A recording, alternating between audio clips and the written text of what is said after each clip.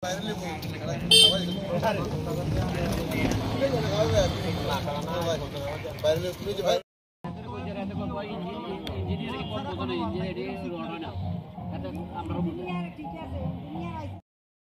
আর আমরা যে একটা সমস্যার মধ্যে ভুগতে আছি, রাস্তাঘাট তো খারাপ হই, গাড়ি ঘোড়া তো চলোই না, যা একটা দুল অবস্থা। তারা রেগুলার ফোন করি, দাদা একটু জল দেন, আমরা তো চলতে পারতেছি না। একদম মেন রোডের সাথে আমাদের বাড়ি ঘরের যে অবস্থা, দোকানপাট আছে, দোকানপাটের অবস্থা এমন মানে থাকেই যায় না, দোকানপাট খুলতে পারি না, বাড়ি ঘর ফোন করলো তারা আসে না, ফোন করলো তারা আসেই না। হ্যাঁ দাদা দিচ্ছি, জল দিচ্ছি, গাড়ি নষ্ট কিন্তু কি একটা পরিস্থিতি। এখন টাইম কটা বাজে? 5টা।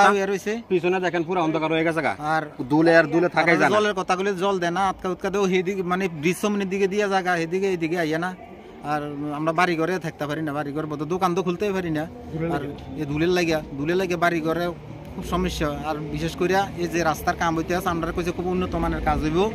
আর আমরা বাড়ির সামনে অপতি আছে বলে ড্রেন করবো, করে এরকম ওয়াল হইব। এখন তো বোঝা যাইতে আছে এই ওয়ালের মধ্যে কোনো রড নাই।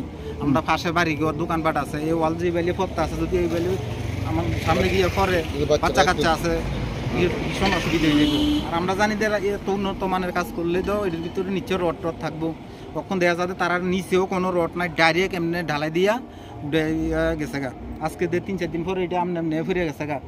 বেলে আজকে আমি যখন না করছি এটা এখন মাটি টাড়ি না ফেলে তো তারা ইমার্জেন্সি কথার পরেও গাড়ি দিয়ে মাটি আনিয়া বড় ফেরানিয়া এটা দিয়ে সাইডে মাটি ফেলা দিয়েছে, যখন লোক না দেখে না রড আছে না নাই।